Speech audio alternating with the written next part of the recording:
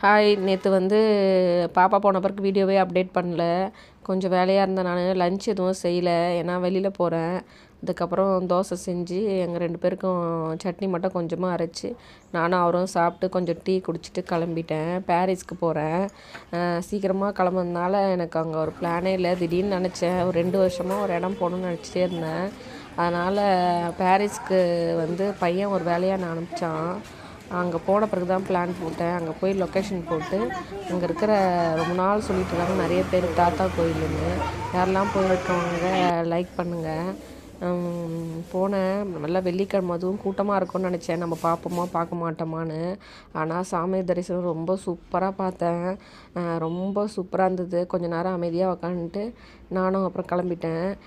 அதுக்கப்புறம் கடைக்கெலாம் போய் பர்ச்சேஸ் பண்ணிவிட்டு 2 மணி ஆயிடுச்சு. மத்தியானம் வெளியில் சாப்பிட்டு நானும் கடைக்கு போயிட்டேன். லைக் பண்ணுங்கள். பாய்.